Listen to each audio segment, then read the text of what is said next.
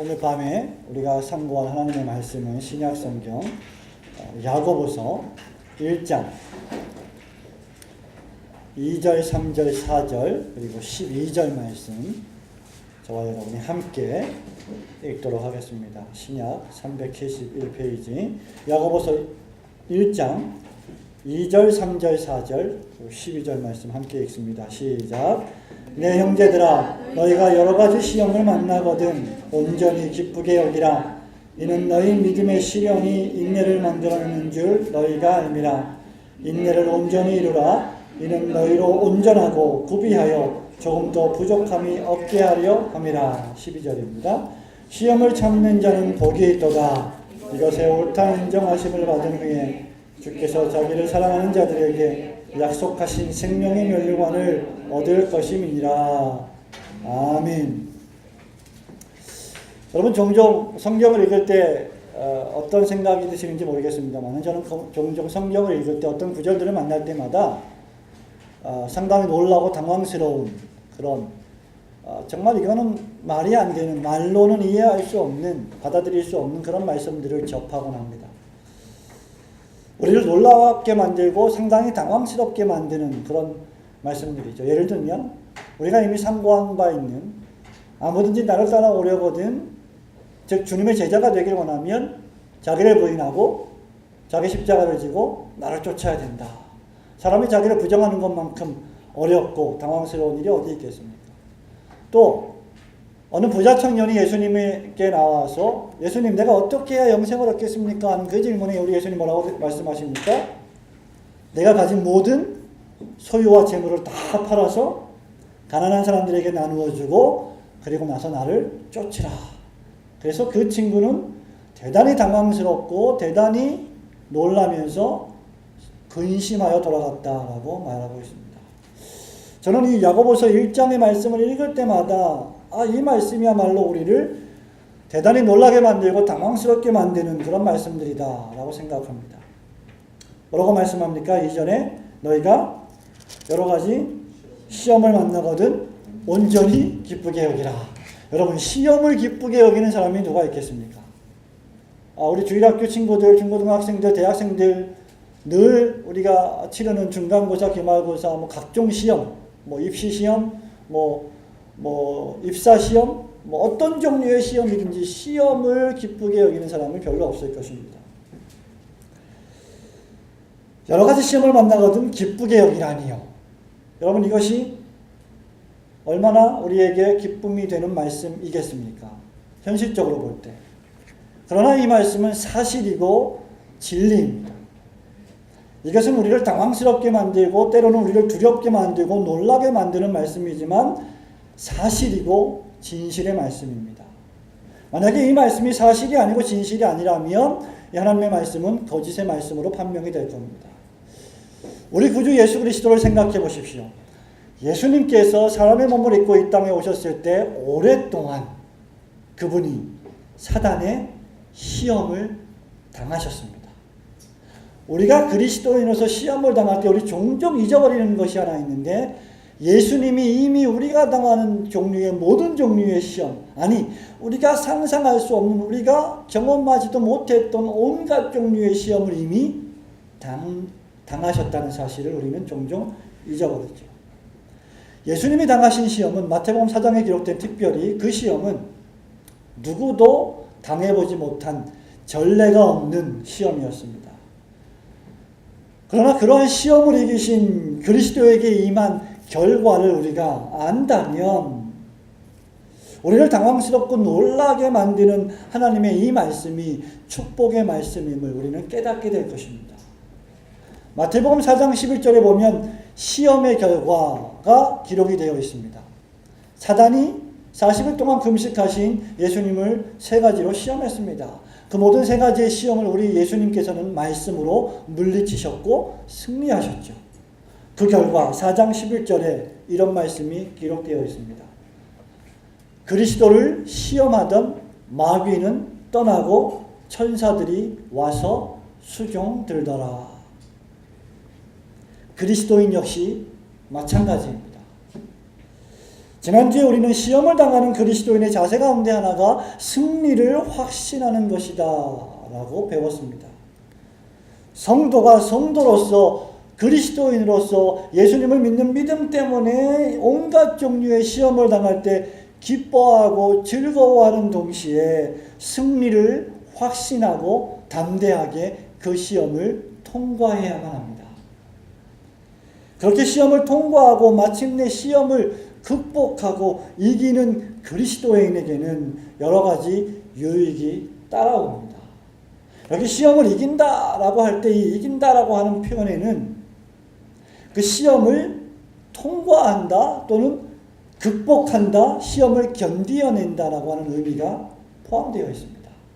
그렇기 때문에 시험을 건너뛰는 것이 아니라 시험을 무찌르는 것이 아니라 그 시험을 고스란히 당하면서 그것을 견디어내고 그것을 극복해 나간다는 것이죠. 그것이 승리라는 것입니다. 오늘 본문 말씀 3절에서도 그래서 야고보 사도가 뭐라고 말합니까? 믿음의 시련이, 믿음의 시험이, 믿음의 고난이 뭘 만듭니까? 인내를 만들어낸다고 말을 한 것입니다. 또한 인내는 연단은 소망을 낳는다고 했습니다. 이런 의미에서 성도가 당하는 시험은 유익한 것이다. 16세기 종교개혁자 마틴 루터는 이렇게 말한 바가 있습니다. 시험을 잘 견딘 그리스도인 한 명이 그렇지 못한 1000명보다 낫다. 얼마나 멋진 말입니까? 아무런 시험도 견디지 못하고 극복하지 못하고 이기지 못한 사람들 1000명보다 시험을 극복하고 이겨나간 성도 한 명이 훨씬 더 낫다는 것입니다. 루터는 계속해서 훌륭한 신학자를 만드는 3가지 요소가 있다라고 말했습니다. 그것은 무엇이냐? 첫째, 묵상. 두 번째, 시험. 세 번째, 기도이다.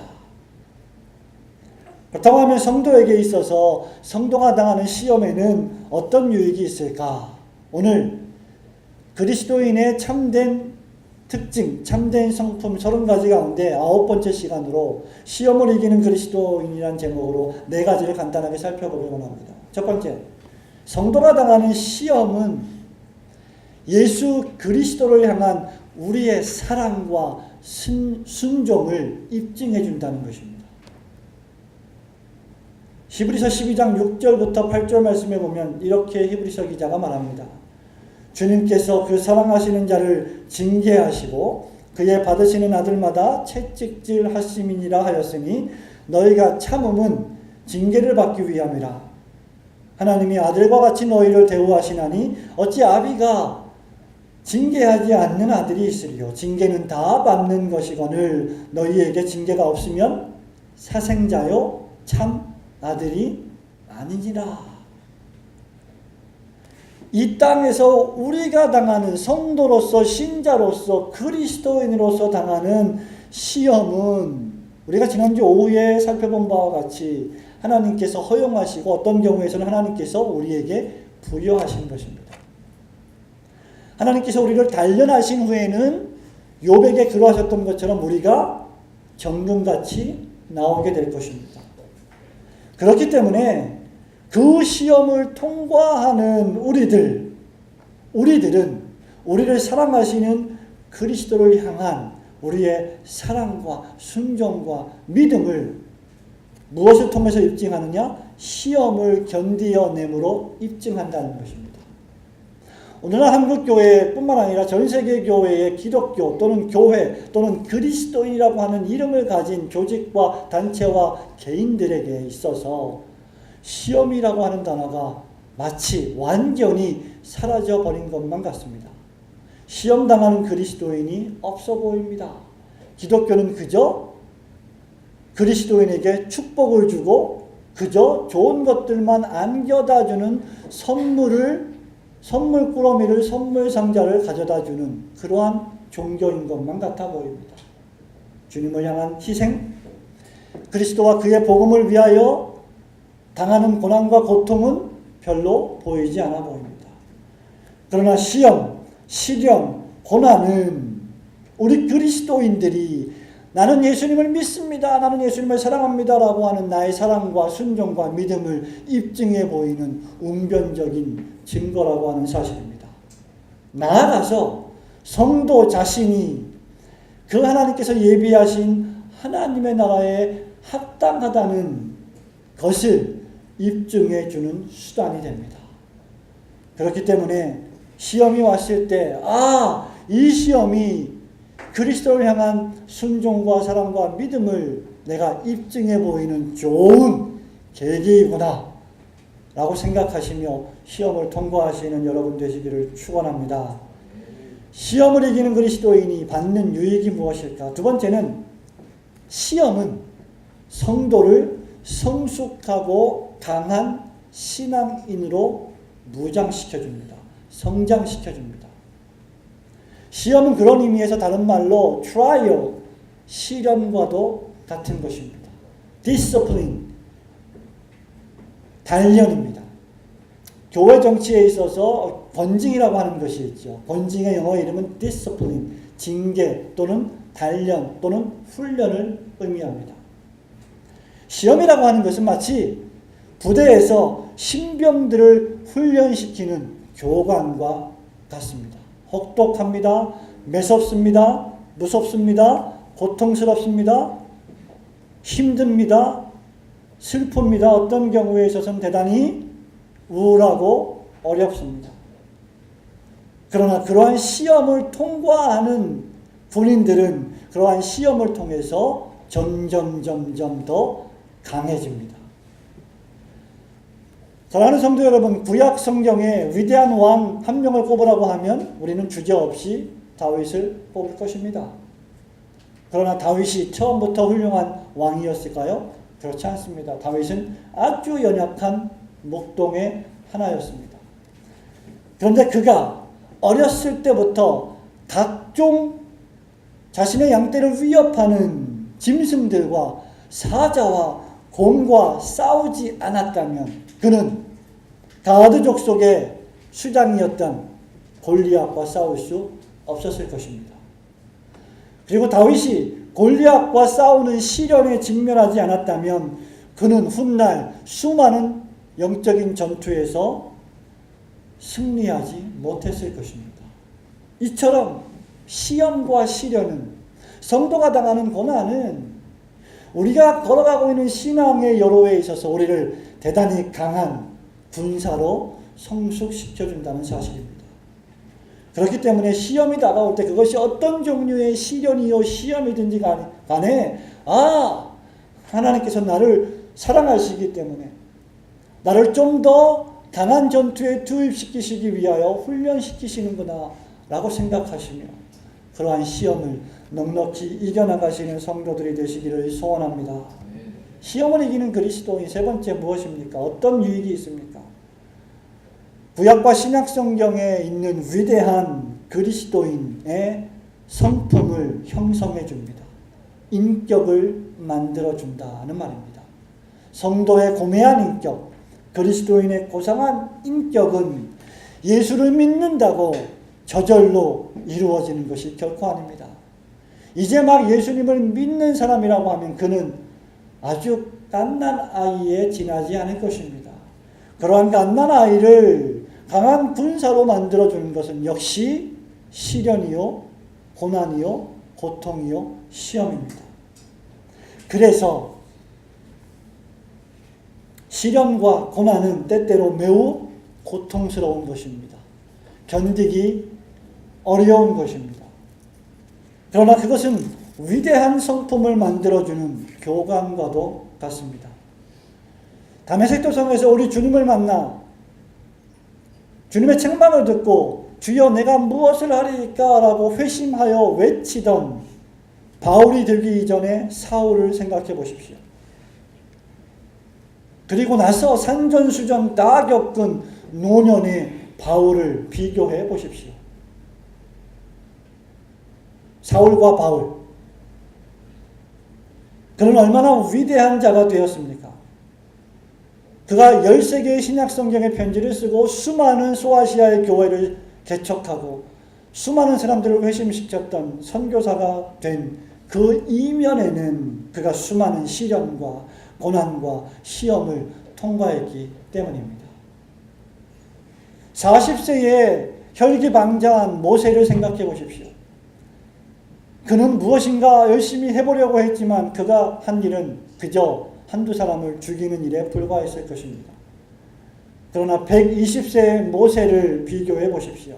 성격이 불같았지만 아무것도 하지 못했던 젊은 모세와 비교해 볼 때 120세의 모세는 여전히 그 눈이 흐리지 않고 그 무릎에 기력이 쇠하지 않았던 정말로 멋진 신앙인이 아니었습니까? 그는 여러 가지 시련으로 말미암아 강건한 자가 되었던 것입니다. 사랑하는 성도 여러분, 빈 수레가 요란하다는 말이 있습니다. 짐을 가득 실은 수레는 많은 것을 실었기 때문에 조용할 뿐입니다. 수많은 신앙의 연륜과 경험을 겪은 사람 앞에서 빈 수레는 그저 요란하게 시끄러울 뿐입니다. 그에게는 인격이 형성되어 있지 않습니다. 여러분은 어떠합니까? 그리스도인의 위대함은 그의 인격과 그의 성품에서 흘러나오게 되어 있습니다. 그리고 그 위대한 그리스도인의 인격과 성품은 바로 그가 통과한 시련과 고난으로 형성되는 것임을 믿으시기를 축원합니다. 마지막 네 번째가 무엇입니까? 시험을 이기는 그리스도인이 받는 유익이 무엇입니까? 그에게는 우리 주님께서 약속하신 생명의 면류관, 승리의 면류관을 얻게 되어 있다는 것입니다. 12절 말씀에 보면 시험을 참는 자는 복이 있도다. 이것에 옳다 인정하심을 받은 후에 주께서 자기를 사랑하는 자들에게 약속하신 생명의 면류관을 얻을 것임이니라. 성도 여러분, 이 생명의 면류관이라고 하는 것이 그저 눈에 보이지 않는 추상적이고 뭔가 손에 잡히지 않는 그저 신기루와 같은 것이라고 생각하십니까? 그렇다고 하면 여러분은 아직도 이 신약 성경이 여러분에게 제공하고 있는 위대한 상급을 다 이해하지 못하는 것입니다.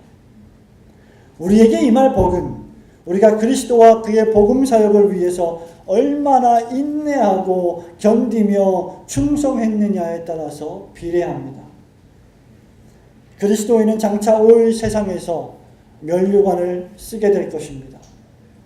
12절 말씀에 야고보가 성도는 생명의 면류관을 얻을 것이다 라고 했는데 바울은 디모데에게 편지하면서 디모데후서 4장 6절부터 8절 말씀에 의의 면류관을 받게 될 것이다. 주님을 위하여 고난받은 자는 의의 면류관을 받을 것이다.